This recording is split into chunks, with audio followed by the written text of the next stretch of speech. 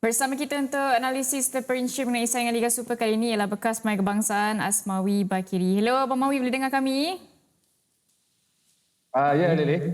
Okey, boleh dengar dengan jelas ke Mawi, Akbar dan Lili ni?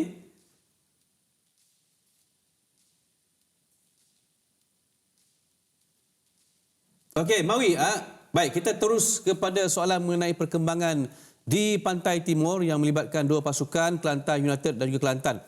Okey, Mawi boleh dengar Mawi? Tak apa je.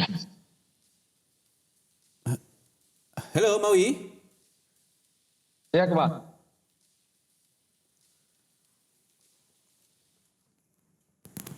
Okey, nampaknya ada sedikit masalah teknikal yang berlaku. Tapi itu normal sebenarnya bila kita bersiaran secara langsung kan Akbar? Tetapi apa yang nak kita bicarakan adalah mengenai nasib dua pasukan di Pantai Timur seperti yang saya sebutkan tadi.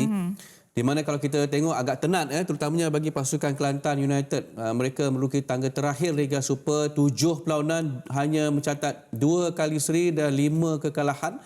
Di tangga tercorot sekarang ini untuk Kelantan United dan spekulasi mengenai masa depan Thomas Truka itu saya nampak seolah bukan lagi spekulasi dan berkemungkinan ia akan menjadi kenyataan.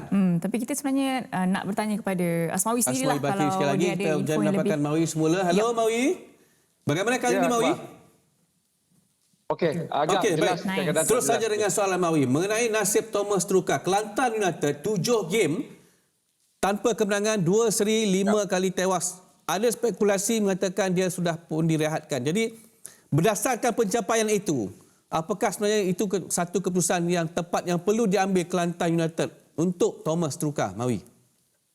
Okey, saya suka menyentuh perkara ini jika melatar belakangkan kedudukan statistik dalam pasukan dan apa dan kenapa.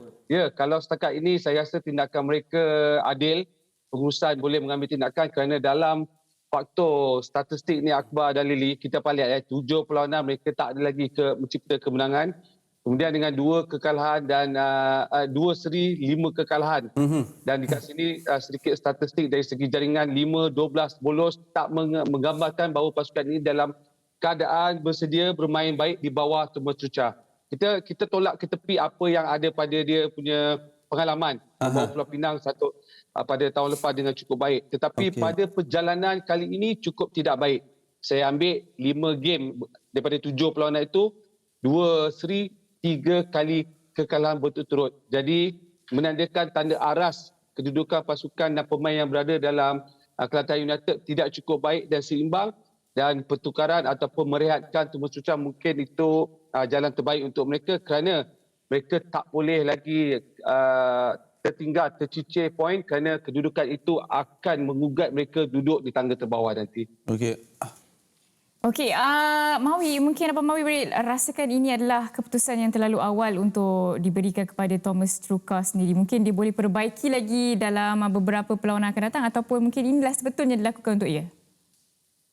Mungkin kebanyakan Lili nak through the game habis semua perlawanan, kita akan ambil bukan sampai pertengahan musim, tetapi mungkin 7 perlawanan ini dah menggambarkan bahawa ke mana kemampuan pasukan ini yang boleh pergi ataupun di mana kedudukan ini. Dan ini berlaku kepada Thomas Truka kerana kita dapat lihat bahawa kedudukan ini tak dapat lagi membantu pasukan Kelantan United dan Thomas sendiri untuk mengubah kedudukan ini. Dan itu tindakan yang selalunya di mana-mana pasukan pengurusan akan ambil tindakan.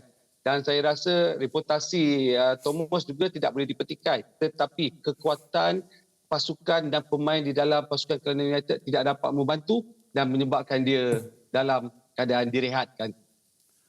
Okey, baik Mawi. Kita nak beralih kepada satu lagi pasukan di Pantai Timur, itu pasukan Kelantan. Di mana Kelantan selepas 7 perlawanan mereka menghuni tangga ke-13 kali saja menang, 1 seri dan 5 kali tewas. Jadi ini membawa kepada berita bahawa Choi Mun Sik direhatkan dan juga berlaku suasana yang tak aman, tak tenteram dan suasana yang tidak harmoni dalam pasukan Kelantan. Jadi bagaimana Mawi melihat situasi yang melanda satu lagi pasukan dari Pantai Timur ini? Okey, of course tiap pasukan yang kita telah kabarkan merehatkan ketujuh latih semua dalam keadaan cukup berbeza-beza. untuk pasukan Kelantan sendiri, saya melihat kedudukan Choi Mon Sik ni dalam segi faktor yang berlainan sedikit. Kerana reputasi pertama, reputasi dia sebagai coach yang datang pada Korea, pemain berpengalaman, cukup reputasi yang tinggi dalam karier. Tetapi pada masa sama, untuk balik dalam pasukan, ini yang berlaku Akbar dan Lily. Kita lihat, sekali lagi, kalau nak buat pemecatan atau rehat ni, semua mesti base pada data dan statistik. Okey, kita ambil daripada 7 tu 5, 3 kekalahan, 1 seri, 1 menang. Tetapi kekalahan pada perlawanan terakhir ini melibatkan 2 perlawanan berturut-turut. Berbanding dengan Thomas tadi, 3 perlawanan terus berturut-turut. Dan ini menjadikan sedikit permasalahan kepada Choi Mon Sik. So dekat sini kita lihat bahawa tidak keharmonian itu pada pandangan saya ada lihat satu perkara berlaku dalam kamp pasukan ini ketika pasukan ini menentang pasukan Negeri Sembilan. Mereka tewas. Iaitu ketika ketua pasukan mereka berbalah dengan Choi Mon Sik ketika mengubah kedudukan taktikal pasukan. Ketika itu mereka tak salah saya, mereka draw 2-2. Kemudian perubahan taktikal itu menyebabkan Kelantan dibolosi 2 gol. Jadi dekat situ ada dah nampak unsur-unsur bahawa tidak kesasian antara pemain dengan pengurusan dan jurulatih dengan coach, mempertikaikan perubahan sedikit dalam taktikal dan barisan pemain menyebabkan dia dilihatkan terus. Okey, bercakap mengenai harmoni kan Abang Mawi, mana-mana pasukan pun memang nak elak dari mengalami situasi sebegini. Tapi bagi pemain sendiri, bagaimana mereka boleh menerima perkara sebegini supaya tidak terkesan dan persembahan di atas padang pun tidak terkesan, Abang Mawi? Okey, untuk pemain sendiri sebenarnya mereka kena bahagikan bahagian pengurusan dan bahagian permainan yang mereka perlu lakukan. Sebagai pemain, mereka perlu fokus, mereka terus melakukan tugasan kerja untuk membentuk satu pasukan. Mereka tak boleh berpecah sebab kita jarang melihat pemain yang tak nak main. Semua nak main berebut tempat. Tetapi itu yang mereka perlu lakukan.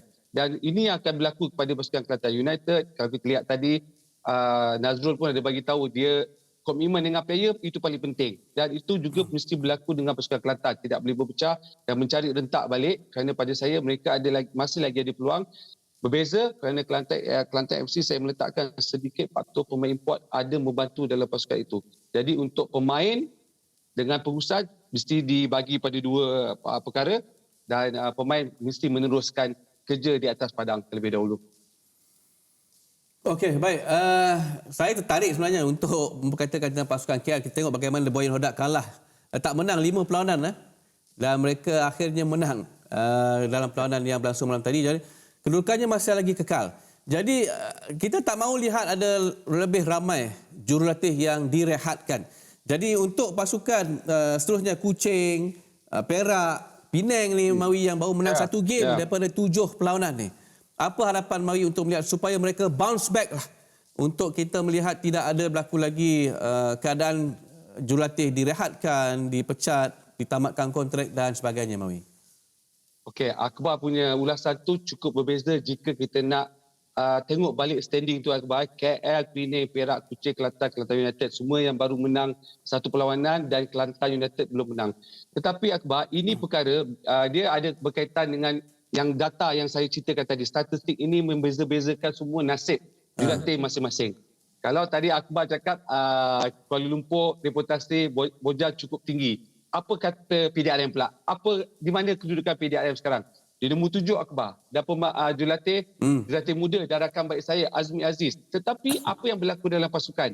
Mereka mencipta kemenangan, 3 kemenangan dalam 7 perlawanan. Cukup baik. So dekat sini Akbar, apa yang akan berlaku dalam perjalanan dan untuk coach ni adalah of course kepentingan menang tu diambil kira, tetapi di dalam pasukan itu, di mana kedudukan pasukan itu juga diambil kira dan itu yang akan menentukan nasib jurulatih yang berada dalam kelompok 10, 11, 12 dan sehingga ke 14. Okey. Thank you Mawi atas perkongsian lanjut mengenai saingan Liga Super mengenai jurulatih khasnya. Terima kasih. Selamat buka. Terima kasih Mawi. Alright.